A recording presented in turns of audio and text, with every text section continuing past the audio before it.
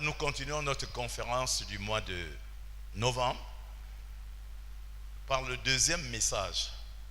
Le deuxième message, je vais l'intituler dans sa première partie parce que finalement, on va le traiter en deux parties. On va traiter une partie ce soir et une autre partie demain. Je vais l'intituler « Tout est payé ». Cash. Tout est payé. Cash. Tout est payé. Cash, pas à crédit. Tout est payé cash. Alléluia. Donc, frères et sœurs, nous allons aller dans la parole de Dieu. Seigneur, je te rends grâce pour ta parole et je bénis la présence du Saint-Esprit au milieu de nous et en nous. Saint-Esprit de Dieu, guide-nous, conduis-nous. Permets à ce que cette parole, Seigneur, puisse être semée.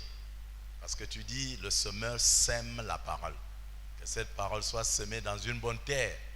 Et qu'en ce mois de novembre, qui est notre mois de tranquillité, mois de restauration, nous puissions effectivement commencer à jeter les bases de la nouvelle année 2019. Sois loué, Père du haut des cieux, sois béni. Au nom de Jésus, nous avons prié. Amen. Éphésiens au chapitre 1, nous allons continuer là où nous nous sommes arrêtés hier. Nous allons prendre à partir du verset 6. Et nous irons jusqu'au verset 12. Éphésiens au chapitre 6. Au chapitre 1, du verset 6 au verset 12. Et je vais lire au nom de Jésus. À la louange de la gloire de sa grâce, il nous a accordé, qu'il nous a accordé en son bien-aimé. Alléluia. En lui, nous avons la rédemption par son sang. La rémission des péchés selon la richesse de sa grâce. Que Dieu a répandu abondamment sur nous par toute espèce de sagesse et d'intelligence. Nous faisant connaître le mystère de sa volonté, selon le bienveillant dessein qu'il avait formé en lui-même, pour le permettre en exécution lorsque le temps serait accompli, de réunir toutes choses en Christ, celles qui sont dans les cieux et celles qui sont sur la terre.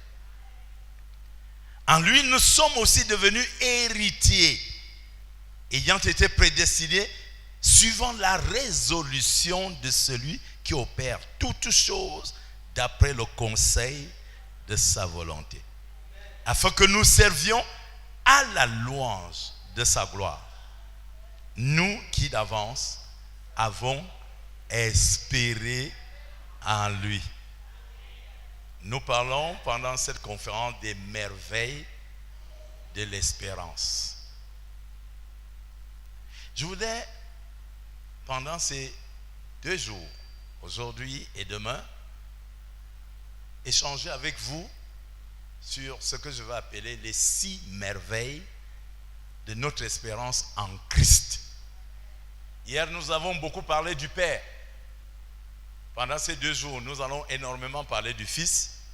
Et dimanche, nous allons parler du Saint-Esprit. Frères et sœurs en Christ, ce soir, nous allons voir 3 merveilles. 3 merveilles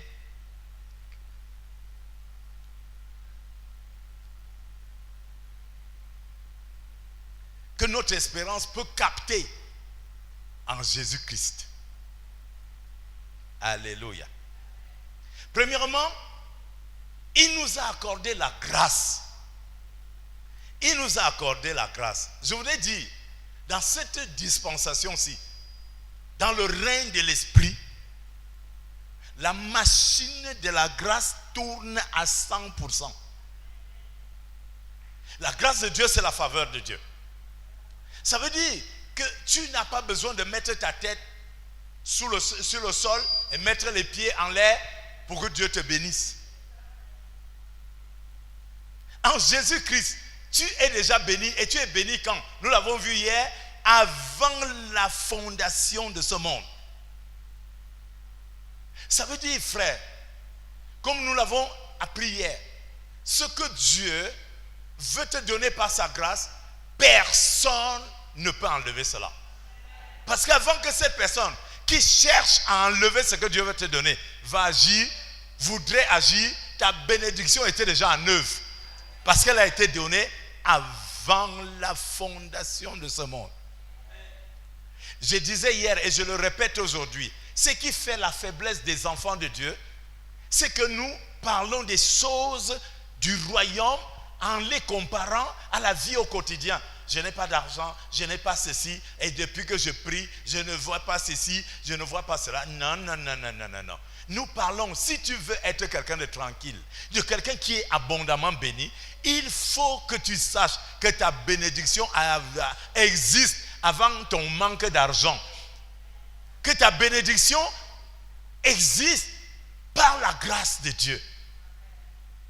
Nous avons été élus bien avant la fondation de ce monde. Le problème qui te dérange aujourd'hui existe aujourd'hui, mais la bénédiction qui va te conduire dans le meilleur de Dieu existe avant la fondation de ce monde. Je vous disais hier, quand j'ai compris cela, mon message a changé, mon ministère a changé, ma vie a changé. Quand j'ai compris cela. Avant de comprendre cela, j'étais dans les tourments. Alléluia. Donc il nous a accordé la grâce. Il y a une machine qui tourne. La machine de la grâce tourne. Et tourne à 100%. Parce que Christ est assis au trône. Il est assis au trône. Et la machine tourne. Et tourne. Et je peux te dire, à tout instant, à tout moment, tu feras une rencontre avec la grâce de Dieu. À tout instant, tu vas rencontrer la grâce de Dieu. Frère, l'une des choses les plus probables d'arriver dans ta vie, c'est le miracle de Dieu. Ce qui est plus facile, ce qui est plus probant pour arriver dans ta vie, c'est le miracle de Dieu. Pourquoi? Parce que la machine de la grâce va plus vite que la machine des sorciers, que la machine des charlatans, que la machine des marabouts. Tu as peur des marabouts, leur machine ne peut pas aller à la vitesse de la machine de la grâce. Si quelqu'un pouvait comprendre cela, ce soir même, ton miracle sera une réalité. Mais il faut le comprendre. Alléluia. Oh frère, vous ne pouvez pas comprendre. Je voudrais vous expliquer cette affaire. Alléluia. Jésus a pris tout à son compte. Je voudrais vous expliquer ce qu'on appelle prendre à son compte. Vous allez à, je sais pas quoi, à Mahima, vous allez à Mahima sans publicité, et vous avez 50 000. Vous voulez faire des achats, vous avez 50 000. Alors vous arrivez à Mahima, il y a tellement de bonnes choses, des assiettes, des couverts, des je sais pas quoi, des savons et des trucs. Il y en a tellement. Vous ramassez, vous mettez dans le chariot, vous ramassez, vous donnez. Après tout, vous avez 50 000. Et puis maintenant, vous arrivez devant la caissière. Elle commence à prendre tel article, mais 10 000, 50, 20 000, 3 000, ainsi de suite, tac, tac, tac, tac, tac. Vous voyez comment le chiffre dépasse déjà 50 000. Vous êtes déjà à 60, vous êtes déjà à 70, vous êtes déjà à 80, et puis vous êtes à 100 000. Et puis, la caissière vous tend la main, puisqu'elle sait que vous avez pris les choses pour 100 000. Après, vous lui dites, oh, je suis désolé. Je suis désolé, vraiment, je n'ai que 50 000. Et puis, il vous dit, moi aussi, je suis désolé. Vous allez choisir ce que vous prenez pour 50 000. Et pendant que vous êtes en train de vouloir ramasser des trucs avec beaucoup de regrets, vous voyez la cuillère que vous voulez laisser, vous voulez la marmite que vous voulez laisser, quelqu'un vient derrière vous, il dit, mettez ça à mon compte. Vous entendez cela? Vous aviez 50 000. Quelqu'un dit, mettez ça à mon compte. Et vous rentrez avec des choses qui valent 100 000. Dis à ton voisin, c'est ce que Jésus a fait dans ta vie. C'est ce qu'il a fait dans ta vie. C'est-à-dire que tu avais droit à quelque chose, peut-être à un téléphone, et puis tu avais besoin d'autre chose. Tu avais besoin d'une autre chose, mais tu ne sais quoi faire. Et il a dit, mettez ça sur mon compte. Je voudrais vous montrer la parole de Dieu pour que vous compreniez ces choses. Notre richesse, nous l'avons vu hier, est dans la parole. Philémon, au chapitre 1. D'ailleurs, il y a un seul chapitre à Philémon. Pas Philippiens, mais Philémon. Un seul chapitre. Et je vais lire du verset 17 au verset 18. Je dois d'abord vous brosser un peu l'histoire pour vous dire, il y a un esclave qui s'appelle Onésime. Un esclave de Philémon. Et cet esclave est un peu comme nous, c'est-à-dire désordonné. Il a commencé à voler les choses dans la maison de Philémon, à faire le désordre dans la maison de Philémon. Et il a commencé à faire tout exactement comme vous et moi. Exactement. Et à un moment donné, quand il a vu que maintenant la prison, je suis menacé de prison, il a fui. Et il allait retrouver l'apôtre Paul. Et l'apôtre Paul va commencer à l'éduquer, à lui montrer comment on doit vivre. Tu ne peux pas être l'esclave de quelqu'un et tu te mets à causer autant de tort à cette personne. Et donc, après avoir parlé à ce monsieur, à un moment donné, l'apôtre Paul appelle Philémon, il lui dit, je te renvoie Onésime. Quand vous savez comment la personne là vous a fait, ce que la personne, frère, quelqu'un vous a fait quelque chose. Et puis, peut-être un membre de la famille va vous appeler, ou un ami va vous appeler, il va vous dire, reprends la personne là. Cette personne vous a causé toutes les misères. Et quelqu'un vous appelle, il vous dit, reprenez cette personne. Mais regardez dans quelles conditions. Il dit, verset 17, si donc, tu me tiens pour ton ami, reçois-le comme moi-même. Et s'il t'a fait quelque tort, ou qu'il te doit, ou s'il te doit quelque chose, toute l'église ensemble, 1, 2, 3, mets-le sur mon compte. Il dit, prends Onésime, reprends-le. S'il te doit quelque chose, mets ça sur mon compte. S'il t'a pris de l'argent, je veux payer. S'il a fait quoi, je veux payer. Je dis à quelqu'un ce soir, je ne sais pas ce que tu as fait. Qui a fait de toi un fugitif? Un fugitif, peut-être tu étais un bandit, peut-être tu étais un drogué, peut-être tu étais une prostituée, peut-être tu étais un brigand. Je ne sais pas ce que tu étais. Jésus dit du haut du trône. Il dit du haut du trône. Je ne sais pas à qui tu as causé du tort. Le Seigneur dit, c'est qui t'a volé? Mets ça sur mon compte. Alléluia. Jésus a pris sur lui tout le tort que nous avons causé aux uns aux autres. Tout le mal que nous avons fait. Il a pris sur son compte. Nous parlons des merveilles. Alléluia. De notre espérance en Christ. Pourquoi j'espère en Christ? Regardez ce qu'il a fait. Je ne vous parle pas des choses que vous vivez au quotidien. Il faut qu'on fasse la part des choses. Frère, nous sommes dans le règne de l'esprit et l'erreur à ne pas commettre, c'est d'être dans le règne mondain, terrestre et vouloir croire que vous pouvez comprendre ces choses. Nous sommes dans le règne de l'esprit. Les choses que les gens vous réclament. Quand tu as fait quelque chose, il y a des choses que tu as fait, je ne sais pas en quel siècle. Tu as causé du tort. Parfois, tu fais même du mal à quelqu'un sans savoir que tu as fait. Mais Dieu sait tout. Dieu voit tout. Surtout dans nos états dans lesquels nous sommes dans le monde. Dans le monde, on est sans pitié, on pose des actes, on injurie les gens, on calomnie les gens, on fait tout et tout et tout. Mais Dieu le sait. Et quand le moment de la grâce arrive, la grâce, nous ne sommes pas exclus de la grâce. Jésus dit au Père, oui, ils ont droit à ça. Ils peuvent accéder à ça à cause de moi, mais tout ce qu'ils ont fait, moi je prends cela. Moi j'assume. J'assume. Alléluia. Quelqu'un peut dire Amen.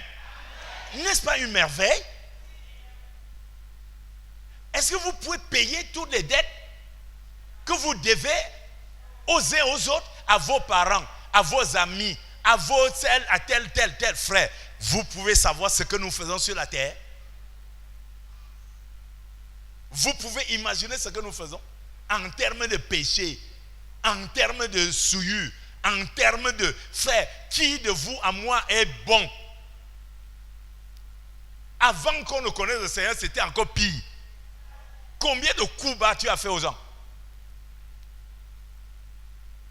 Tout cela a été inscrit sur ton nom. C'est-à-dire que voilà, c'est un voleur, c'est un bandit, c'est un truand, c'est un rebelle. Tout cela a été écrit quelque part. Mais Jésus dit, tout ce qui est écrit sur son nom, mettez ça sur mon compte. Mettez ça sur mon compte. Je veux dire à quelqu'un ce soir, tu es libéré à cause de la grâce. Pas parce que tu es devenu subitement bon. Onésime n'était pas devenu subitement bon. Mais ce qui faisait de lui quelqu'un de mauvais, Jésus a pris cela. Paul dit, je prends ça à mon compte. Est-ce que quelqu'un avec moi? Frère, comment est-ce que tu ne peux pas te sentir à l'aise de savoir que là où je suis là, je ne dois rien à personne? Pourquoi je ne dois rien à personne? Parce que Christ, il a payé. Ouh.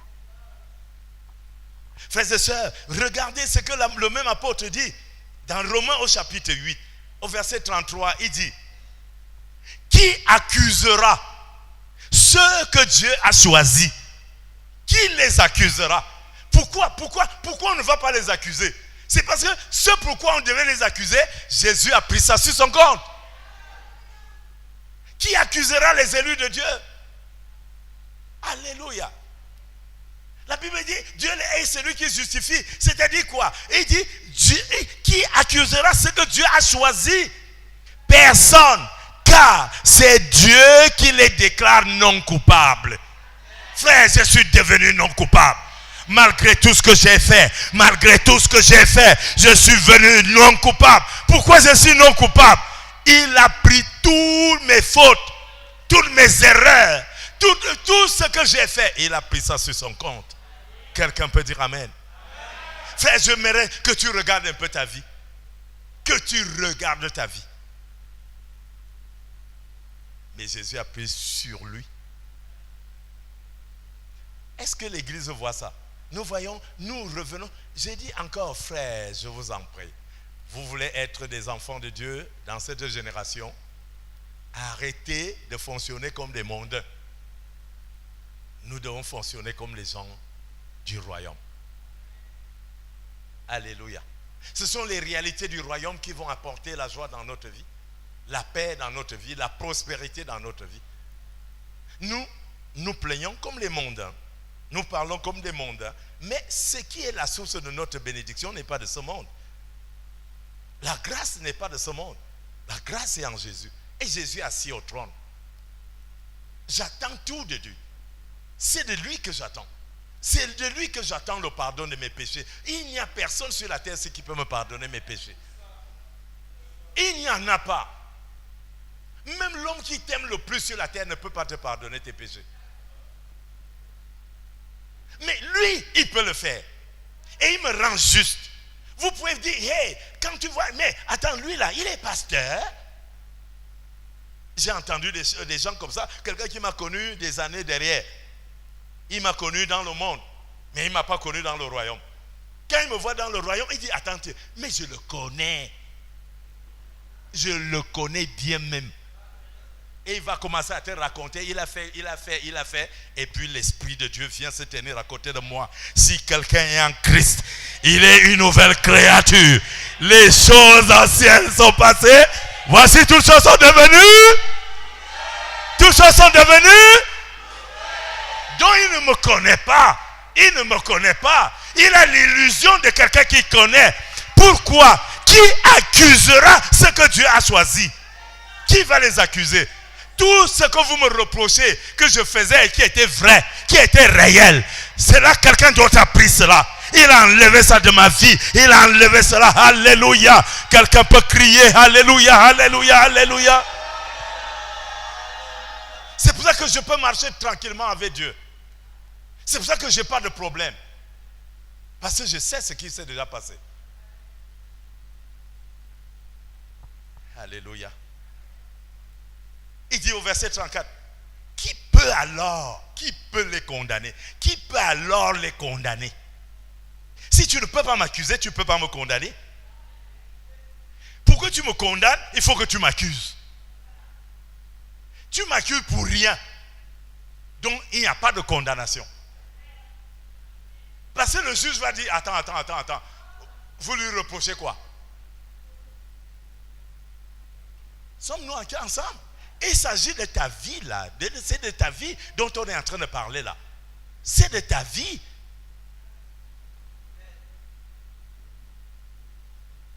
Tu es là, enfant de Dieu, tu es encore en train de penser à telle chose. C'est terminé. Pourquoi? Parce que Jésus a pris tout sur son compte. Mais nous ne le savons pas. Nous continuons à vivre comme des mondains, comme on était hier. Et la frustration sur les enfants de Dieu. Et aujourd'hui, c'est incroyable de voir des enfants de Dieu qui continuent d'être frustrés, d'être, je ne sais pas quoi. Il n'y a pas de changement entre ce qu'on était hier et ce qu'on est aujourd'hui. Alléluia. Quelqu'un a pris tout sur son compte. Tout sur son compte. Il a pris tout. Je dis bien tout. Je ne sais pas ce que tu as fait. Moi, je sais ce que j'ai fait. Mais il a pris ça sur son compte. Donc, je suis propre. Je suis libre. Et je le sais. Je n'ai pas besoin. Tu peux parler de moi. Je n'ai rien à faire avec toi. Tu parles, tu t'essouffles. Parce que je sais dans le règne de l'esprit ce qui est déjà fait. Donc tu ne peux pas, tu peux mal parler de moi partout. Ça te regarde parce que tu parles de moi dans le règne terrestre et mondain. Mais ce qui concerne ma vie, ma destinée est déjà joué. Alléluia. C'est déjà joué. Jésus n'est pas venu chercher les justes. C'est écrit dans ta Bible. Jésus est venu chercher les justes, les gens qui sont bien, les gens qui sont tranquilles. Qu'est-ce qui justifie la mort de Jésus? Ce n'est pas les péchés des gens, ce n'est pas les péchés du monde. Si le monde était bien, Jésus allait venir.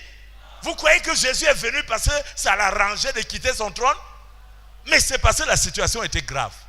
Très grave. Vous et moi, la Bible dit, le salaire du péché, c'est la mort. Nous étions destinés à la mort. Je parle des choses de l'esprit. Et quand tu es mort spirituellement, le reste là, c'est zéro. Alléluia. Mais il est venu prendre notre place. Par la grâce. Alléluia. Oh, cette chose est formidable. Deuxième merveille, il nous a rachetés. Il nous a rachetés. Hey, il nous a rachetés. Nous voyons ça au verset 7. Nous avons vu ça au verset 7. Alléluia. Il nous a rachetés. La Bible dit, oh, gloire, gloire, gloire. Je parle là, nous sommes toujours dans Éphésiens, c'est notre passage de base. Est-ce que ça va aller dans la vie de quelqu'un ce soir? Tu comprends pourquoi tu dois être à l'aise. Tu comprends pourquoi tu dois toujours continuer à espérer en Dieu. Et il y a des choses extrêmement dynamiques qui ont déjà été faites à ton sujet, mais tu ne le sais pas parce que tu restes encore le mondain de toujours, qui passe le temps à se plaindre pour toujours. Et je vais te montrer une deuxième chose qui devrait certainement te libérer. Alléluia. Non, oh, gloire à Jésus. La Bible dit, en lui nous avons la rédemption par le sang. D'abord, racheter veut dire quoi? C'est quoi? Il nous a rachetés. Racheter veut dire acquérir pour libérer. Et c'est-à-dire acquérir. Qu'est-ce que je veux dire? Acquérir, acheter en libérant un prix, en payant un prix. En payant un prix. Vous allez comprendre ce pourquoi je continue de dire, si les enfants de Dieu sont frustrés, parce que quand on dit payer, ils voient déjà les billets de banque. Tout le monde, dès qu'il entend payer, je veux trouver l'argent où? C'est pour ça qu'on est frustré. À partir de cet instant, dès que tu dis je veux trouver l'argent où, c'est le début de la frustration. À la maison, tu n'as rien. Dans tes poches, tu n'as rien. Dans les comptes, rien. Et on te dit, il faut payer. Je veux que quand tu entends payer désormais, que tu comprennes de quoi il s'agit. Je vous ai dit hier, je suis banquier. Je suis banquier. Et quand je parle de l'argent, je sais de quoi je parle. Chaque monnaie, je le dis parce que c'est Dieu qui m'a donné. Et je rends grâce à Dieu parce qu'il m'a donné cela. Toi aussi, tu as donné quelque chose. Si tu n'es pas fier de ce qu'il t'a donné, je m'en fous. Mais moi, je suis fier de ce qu'il m'a donné. Alléluia. Il y en a qui ont honte de ce que Dieu leur a donné. Alléluia. Donc, je dis ceci. Chaque signe monétaire, alléluia, si vous voulez, chaque argent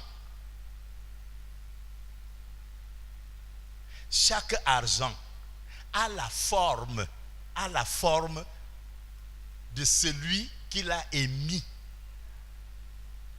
Nous l'avons dit hier et je le dis encore aujourd'hui. Et je reprends encore l'exemple d'Orange Money. Quand Orange, qui est une structure de télécommunication, émet la monnaie, ce n'est pas les billets. Si je te fais un virement, Orange Money, ce n'est pas un billet que je te donne. Et il y a un bruit qui va sonner dans ton téléphone. Ce bruit-là ne s'appelle pas argent. C'est un bruit. Depuis quand le bruit, c'est l'argent? D'abord, on dit en langage courant, l'argent n'aime pas le bruit. Non. Pourquoi Orange m'a envoyé quelque chose? En langage technique, on va donner un nom à cela. Unité de valeur. Attention, ce que je prends la peine de vous expliquer, parce que ce que je vais vous dire par la suite, vous allez le comprendre aisément. Quand nous venons à l'église, frères, oublions que nous venons chercher les billets d'argent.